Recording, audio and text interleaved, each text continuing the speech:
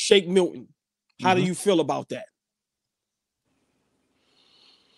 I don't like that long pause like that. I'm sorry. It's just depth. It's just depth. Shake Milton played 4 games for Detroit this year.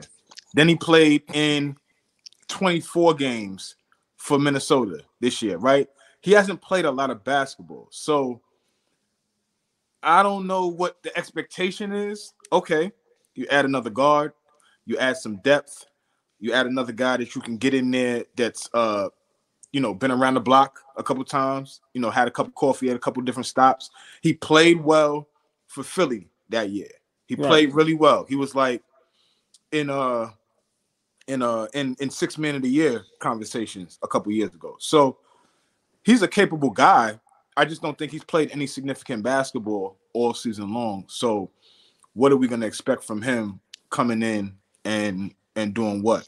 Is Tibbs going to play him? Is he going to be a part of rotation? What happens? Can I ask y'all a question? Do you think he's just as good or better than Grimes? No, I think Grimes is having a better year than him. No, okay, but what I'm saying is, I like the pickup, and I'm explaining why. Right now, we missing the Grimes, and I think he can fill that void. I'm not saying he's just as good as Grimes or better, but like I said, to get a 6'5" guard that can defend a little bit, and on the offensive end, he's decent. Because right now we struggling bad. Yeah. Guys like Josh Hart can't put the ball in the hole, pause, and DiVincenzo was just chucking up too many threes, and Burks is not working out as good as I thought it would be thus far. But I like the pickup. And once again, Fade, this is for the future. Remember, people need to understand these moves we made doesn't mean we was winning the championship this year. We're not healthy. But like you said, depth, and also, we got a lot of assets to make a big move in the summertime. So I think they're looking to the future. So for me, I like the pickup. I don't see how it can hurt us. I just see it can either help or we just stay where we at. I don't see that it hurts us. So I actually like the pickup. I feel the Knicks at this point, we making the right moves. And I predict in the next 3 years we'll win a championship. I'm not sure. Like with Fish saying this, Shake Milton can't be no worse than Josh Hart. That's my thing with Shake Milton. He has an ill name. He's one of those players that have a dope name, but just you can't say he can't be no worse than Josh Hart. Josh Hart is what, 6'5"? He plays bigger than 6'5". He grabs 10 rebounds a game sometimes. Plays right. Like Shake, they say he's supposed to be a good defender. I don't see him. I don't see that. It doesn't pop off the screen. And if he was that guy at 6'5", then we're talking, because we need a guy to bring the ball up and could spell Brunson. That is the major issue. That is the major issue. At least before, again, we had RJ there and Julius Randle. Of course, we're missing our players, but RJ would again play with the second unit. IQ was there to handle the rock with the second unit. We are missing that. Real quick, Lakers in 10th place. I'm sorry, I said 9th. They in 10th, but you can finish. I'm sorry. My apologies. Shake Milton is the 10th guy off the bench. It feels like.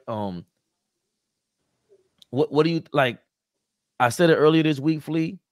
The Bogdanovich thing. He's looking like Evan Fournier to me.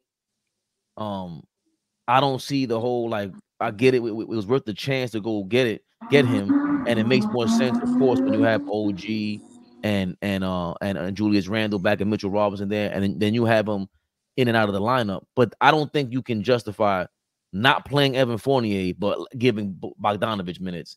And I don't know how Shake Milton fits if he doesn't stand out off the screen like those guys. Y'all got to remember that guys are being played out of position right now. And what I mean by that is facts. Guys are being asked to do more than they would be asked to do if we were fully healthy. So, yeah, it is hard to look at Bogdanovich and say, what is he doing more than what Fournier was doing? But we're asking Bogdanovich to come in and be a spark for us when we're not even fully healthy, right? we're asking Deuce McBride to play high minutes than he would if we were fully healthy. Josh Hart wouldn't be on the floor for 47 and a half minutes if we were fully healthy. Like, you know, guys would fall into certain slots, certain pecking orders. The rotations will be different again if we were fully healthy. And I think that's not an excuse. Like, again, when other teams are not healthy, you know, we apply the fact that they're not healthy, and you know, we take that into consideration. I don't think the Knicks are you know, exempt. You got to understand, we're missing 3 starters, 3 guys that started for us. Yes. So if you can't factor that in and understand that we hanging on by a thread, trying to play hard every night, trying to elevate guys that shouldn't be, you know, asked to do what they're asked to do. We have Josh Hart putting the ball in his hands to start secondary breaks and fast breaks and get us in transition. Josh Hart should never be getting us in transition, like ever. Get it to the half court and get that shit up.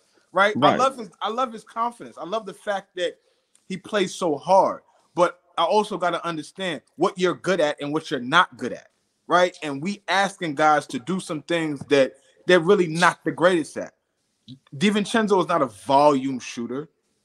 This dude takes like 10 to 15 threes a game. In the first half. You talking about in the game. But we're asking him to do that, right? So I just think, you know, it's finally starting to come back down to earth that, like, yo, the Knicks are gonna struggle without our full lineup. Well, Fleet, just to, you know, piggyback on that, any team, see, I just want our Knicks to get the same respect any other organization gets if their whole team is basically dismantled by injuries. So, you know, that's like right now, LeBron about to play. Or let's not even say LeBron. They play in Denver. If Aaron Gordon and Jamal Murray goes out, we don't expect the Denver Nuggets to even make the playoffs, let alone compete in the playoffs for a championship. We're in that same boat. So I just ask people to please, I know everybody want to make fun of our Knicks. Yeah, we in a bad spot right now. But just imagine any team with their best player and their 2 best role players out. Just imagine Dallas without Kyrie, Tim Hardaway Jr., and whoever else. The chirping wasn't going on. Yeah, when we was 14 games and 15 games in with OG before Julius got hurt. The chirping wasn't going on. People wasn't in our DMs. The jokes was done was real. Like, everybody, they was agreeing. Didn't hear from nobody. They was agreeing with us. Look, people was coming out the woodworks all of a sudden. Oh, y'all looking good. Yeah. But let me say this. Front office got something up their sleeve. I'm telling you right now, we can probably package now about 4 or 5 players with probably 4 or 5 picks and go get a big dog. I'm telling you, listen, they got a trick up their sleeve. And Fabian, what I told you, when we got OG and when we got rid of Obi, what I said they up to something. So now getting Shake Milton, like I said, to me, that's just him helping out with Hart and DiVincenzo, because them dudes, they playing too many minutes. They got to have the ball too much. It's too much to rely on them for scoring. So hopefully he can take a little pressure off them. But once again, this is just another asset if we got to package something up to go get, because somebody going to be disgruntled when the season is over. Whether it's Embiid, whether it's Devin Booker, whether it's Giannis. One of these guys that don't go deep in the playoffs or get a championship is going to be some rumblings. And right now, we sexy again. And we have the draft picks and we have the assets. Listen, man, Knicks is here, baby. I love the move.